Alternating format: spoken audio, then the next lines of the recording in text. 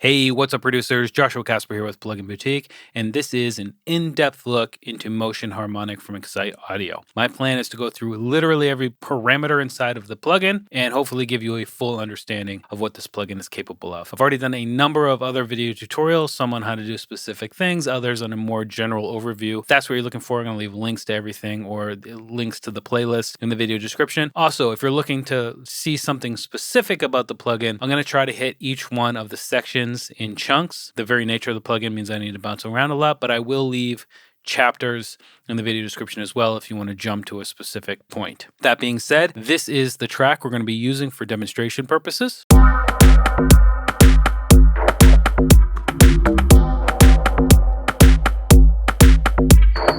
Cool. So this is the main page here we have with Motion Harmonic, and let's just talk about it real quick. The logo over here is actually a non-click bypass button, so we can just click that to bypass the plugin and hear the before and after. When we hover over here, this is where we get to the preset manager. We're going to get into this at the end of the video, but that's where it is. We can flip through different presets just by clicking right here. If we hit search, same thing as just clicking the name.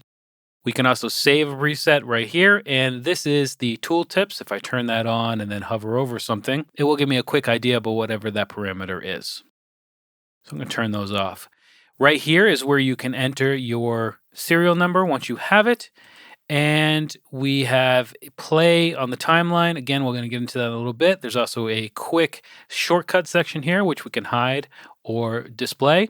We've got input and output gain controls, a VU meter, and then a safety limiter to make sure you're not getting any unwanted distortion by way of clipping. I'm going to leave it off for now.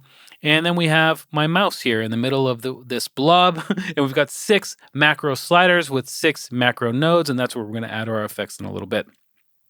To see our effects, we just got to click right here and we'll see them. I'm going to move this over. We've got Bitcrush and Distortion with a super great feedback module. And then down here, you'll notice that first of all, when I hover over, our graphs are moving. So I've got Bitcrush and Distortion graphs at the bottom. When I go down to the bottom, now I have peak filter and low pass and high pass filter graphs at the top. If we want to turn that behavior off, it's right up here on the top right. And we've got a peak filter and a low pass and high pass filter, which you just talked about. First thing I want to do is throw the bit crushing and distortion on a bass sound so you can really hear the character and profile of those two effects. So I'm just going to go ahead and solo my bass here on the project.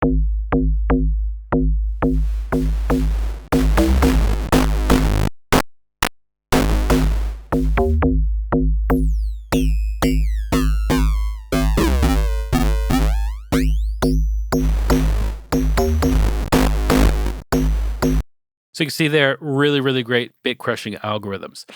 A really cool feature is this dynamics feature. As I introduce this or increase this value, it will push the effect just to the transients of the sound. And something like this, a really punchy bass line, this will just add more punch to it. Check this out.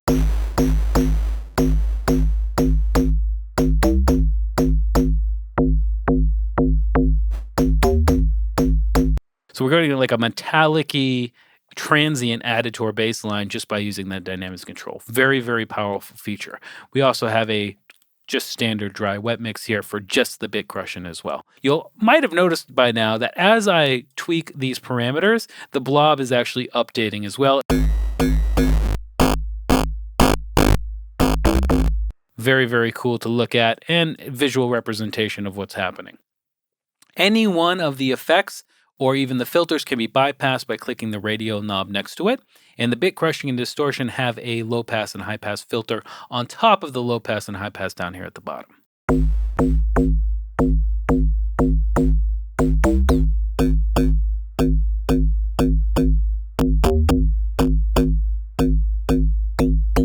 All right, so let's go ahead and bypass the bit crushing and get onto the distortion. I don't know why my dynamics are up a little bit, but this is it without it. Very pleasant sound. Now, if you really want to go into distortion territory, we just have to use the character parameter here.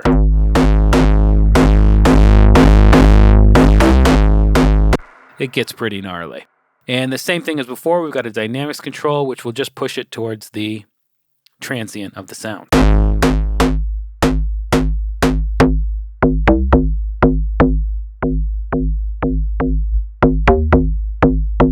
such a big difference there. And just like before, we've got a low pass and high pass filter. Let's move on to the feedback. So I'm going to take all of these and move it down.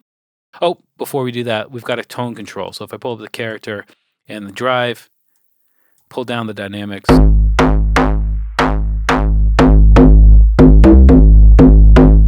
You'll see that it's kind of like a tilt shift EQ where it's going to push it, bring up the highs and decrease the lows to the right, and do the opposite on the left.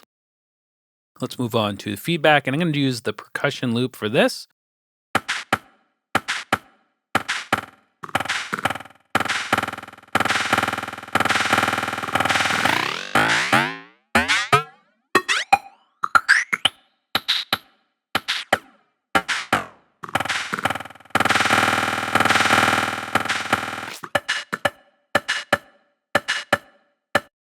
From there, let's check out the peak filter. And for this, I'm going to turn my graphs back on. I'm going to come down here, and the peak filter is actually really cool. I'm going to boost up the gain, and you'll see that it's happening over there on the far left. And if I take the frequency and move it over, you'll see that we got a notch filter.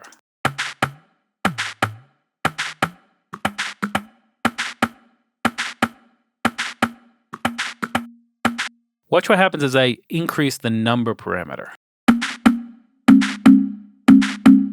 You can see that we're getting multiple notches in the same position, and we can actually decide how spread out those are by just clicking and dragging up here. I believe we all think that's super cool. There's an adaptive cue, and we have an amount as well. And the contrast is going to kind of smooth out the edges. So here, the two peaks outside of the middle are actually pretty high, but if we turn down contrast, you'll see that it's actually more of a slope. And we can invert those as well, so now the middle is actually down low and the sides are up a little bit higher. And then we have a high pass and low pass. Again, bypassable, pre or post effects, and those work just like you would expect. We've got resonance, and then we also have slope values. We can go up to 24 dB per octave.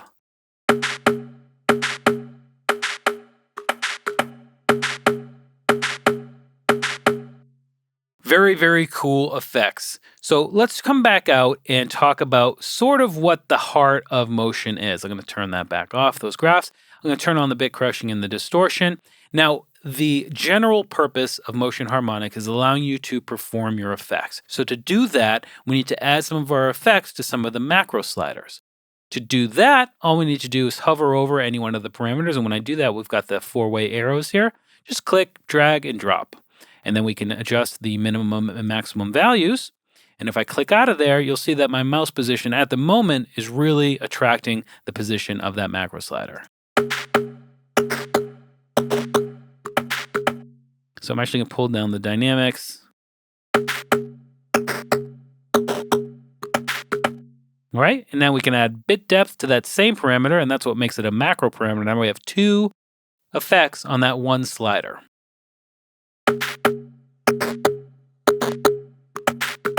And of course, if I right click, I can see those graphs again with the menu, and maybe I want to invert that. So no matter what, we're going to be getting an effect depending on what position we are.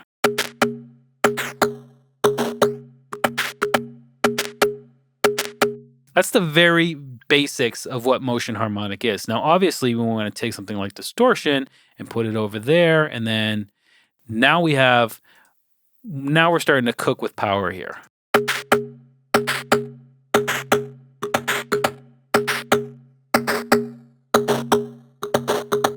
All right, let's add some feedback to number 3 and maybe just boost up the frequency. I'm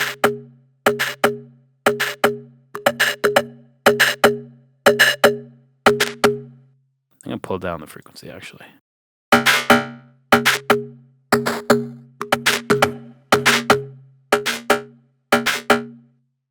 Maybe a little bit more.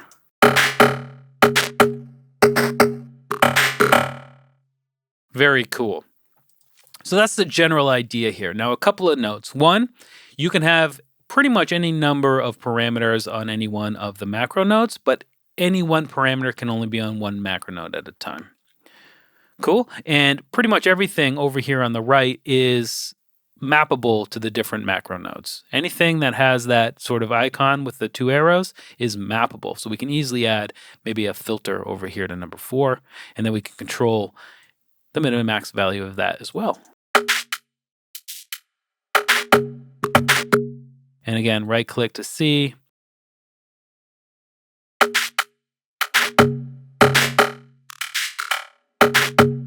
Now there's one other really cool feature inside of Motion Harmonic that's kind of hidden, and that is there's a wave envelope follower right here in the center. So if I drag and drop, say, the sample rate, obviously I can drag them onto the macro nodes, but if you look in the center, there's also a sort of waveform with an arrow that is droppable. So I can drop this sample rate on that.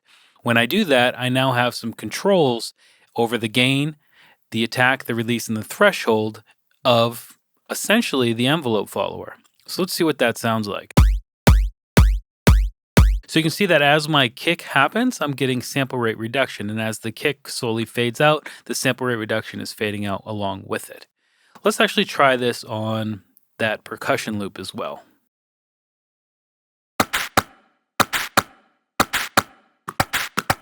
So you can see, again, it's following the wave. And if you look on the sample rate node, you can actually see how much and when the effect is being triggered. So it is in fact following the wave form coming in. So if we put it on the entire track,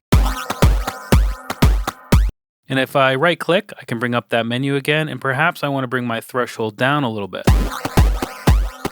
Now I'm going to get more of the effect, and if I bring it up, essentially only the kick is triggering it at that point. So you can do that with any of the drag and droppable effects inside of Motion Harmonic, and it's a really, really cool way to get interesting results. At this point, we can now perform our effects. We've got things mapped and we can move around. Now, let's talk about the magnet for a second, aka the mouse position. If I come in here and click this, the cursor and hexagon are what we want to talk about at the moment. So if I turn it on select, I can change the starting point of these nodes. If, for example, bring them into the middle, now it will be at 0 here and 100 over here at the end.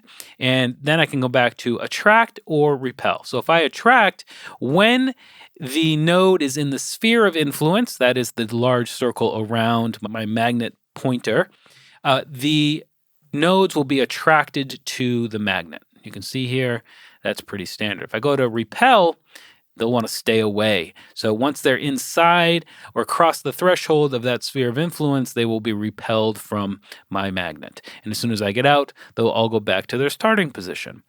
The range is the sphere of influence, as I call it.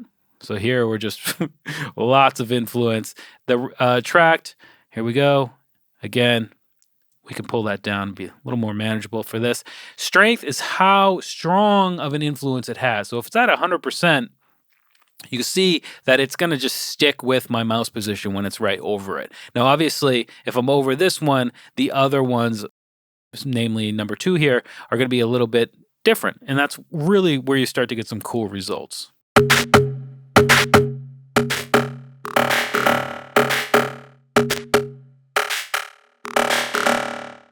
Okay, I'm going to pull the strength down. Now we have 2 additional parameters, which are hold and release. Hold is how long it will stay in the position once it's left the sphere of influence before it goes back to its starting position.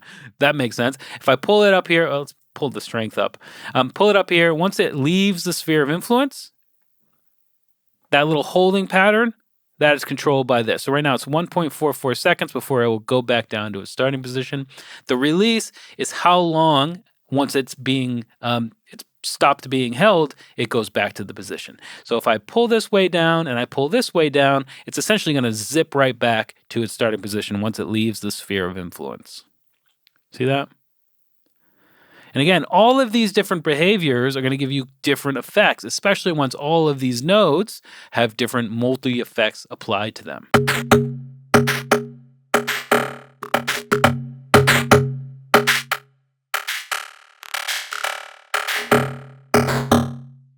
Turn down the strength. Let's turn the release up. I kind of like a nice release.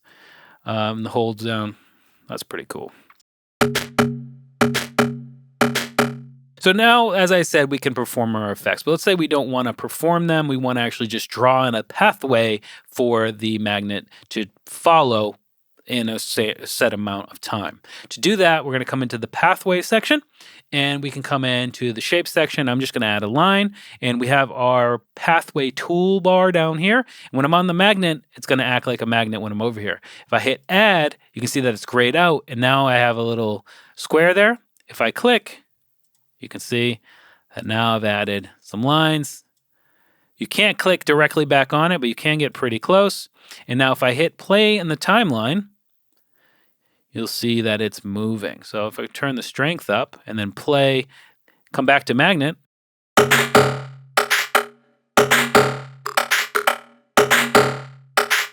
we're getting some really cool results. Now we have our basic timeline parameters down here. This is pretty standard stuff. I hope most people who have Motion Harmonic have a DAW and understand how timelines work, but we can really go up slow.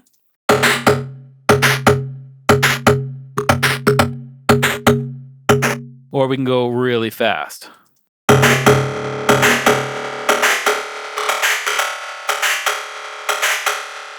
And not only that, but we can go much faster or slower by using the multiplier. So if I come over here to 16, which is 16 bars, times 32, look how slowly that magnet is moving right now. It will take a full song to get all the way around. So if you're making something like evolving pads or something like that, or a cinematic music bed, this particular speed might be interesting for you.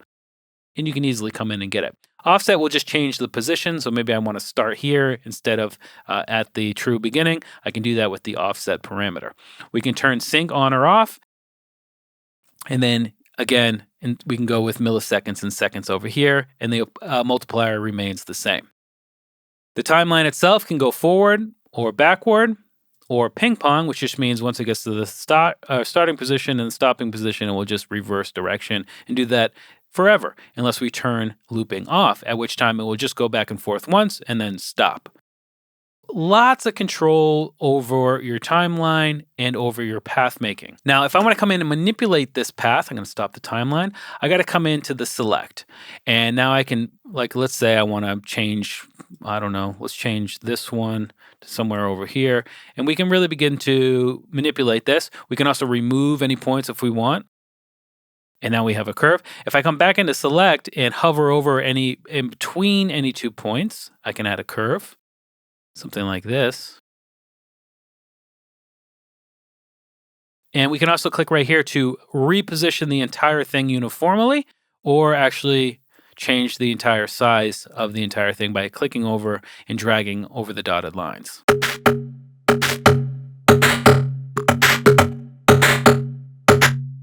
I'm going to actually bring this down and bring this over.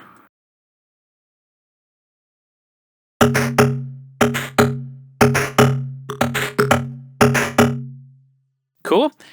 Now there's one other cool thing that we can do, and that is with the click on and click off. So I'm going to actually delete my path.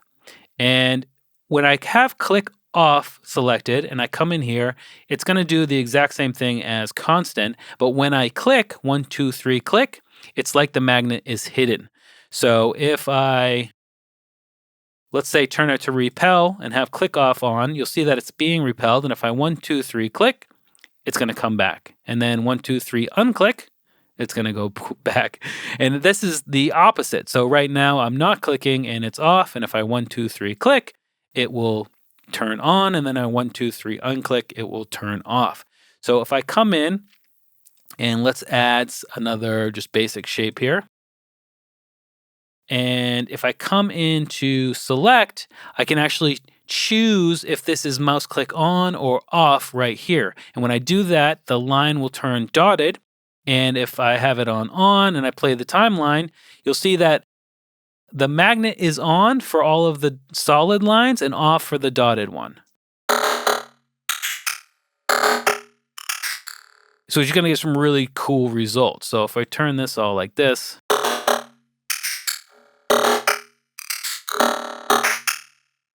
and if we then go to click off, it will do the opposite. So now it's only going to be active for that dotted one. Isn't that cool? Now, delete the path again. If I come in here to add and choose this right here, click and drag, I will add a circle. And then if I click right here, as I said, we can reposition it. And if I play it,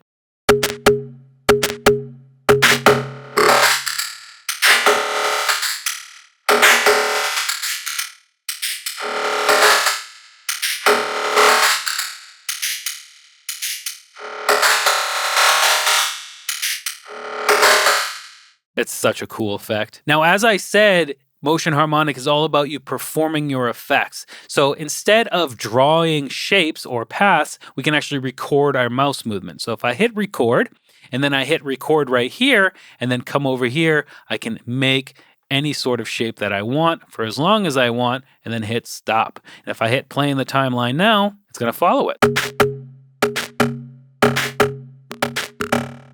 So now all of the timeline parameters work for that particular shape that we've made. Now another thing is, you might say, Josh, why is it coming off? And that's just the nature of the beast. We have to start from over here, and it's going to record that mouse position as well, but we can use the trim recording to lop those ends off if we don't want it to come all the way over there. And indeed, I mean, we can lop most of it off if we wanted to, but let's just say right there is where I want it. And now it will start and stop at those points rather than off the screen. And if I want to destructively remove that, I can hit the scissors, and now that's gone. Destructively just means we can't undo that action and get those ends back. Now there's another real quick tip. If I'm going to delete the path, if I come in here, if I click anywhere in here and then hit R, I'm now recording, and I don't need to trim the path unless I want to. So, and then hit R to stop. Now I'm going to delete the path again. Now, I'm going to move my mouse quickly and then slowly, and then I'm going to show you something. So I'm going to hit R. Let's do slowly, and then fast, and then slowly, and then R.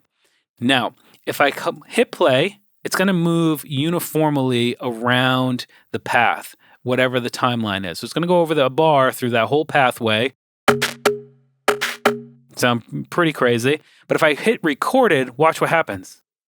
So it's going to go over a bar, but it's going to remember how quickly and then how slowly at certain points in the pathway. So it's going to start really slow and then go super fast. It's still going to do it in a bar, but it's going to remember how quickly or slowly I move my mouse cursor, where I think is absolutely phenomenal. Now that's obviously going way too fast. Let's slow it down a little bit.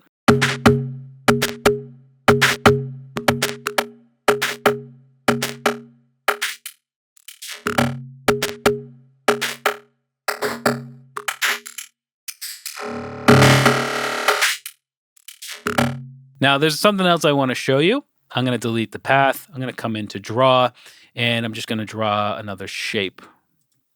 Oh, I got to come to add. Doosh, doosh, doosh, doosh, doosh, doosh, doosh, doosh, doosh, doosh. Boom. And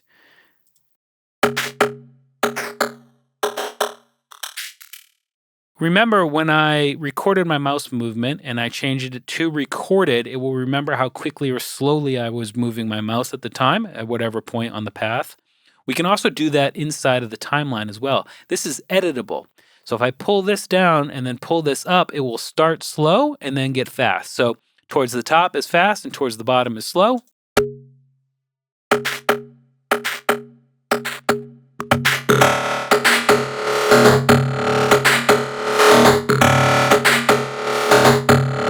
Cool. And if I double click, I can actually add more points.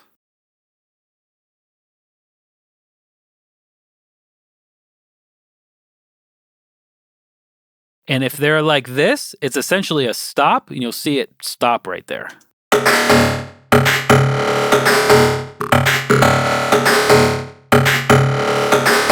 So isn't that just a really cool effect we're getting? Come on.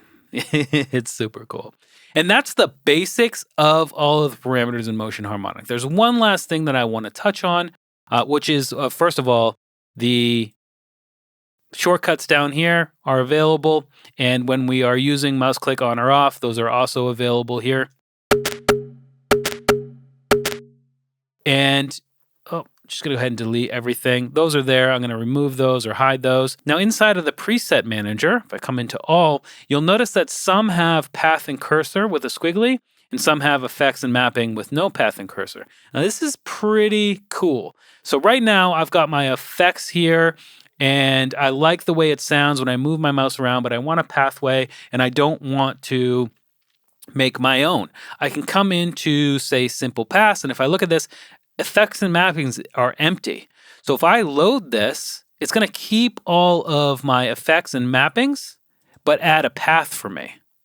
Does that make sense? So if I come in here and play that, and that's not really working because it's over there, but if I did something like this, I could move that over here and get something interesting.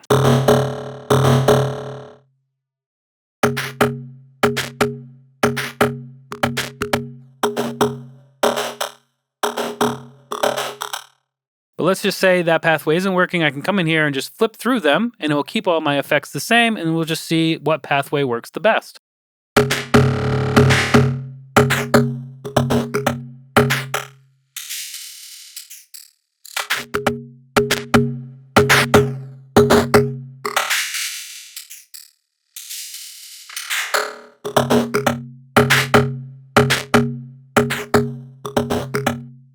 Now that works the same way if we have a pathway we like. So let's say I like this pathway, but I don't like the effects situation that I have. If I come into all and then just look for ones without pathway, but with effects, it will add those effects to the pathway.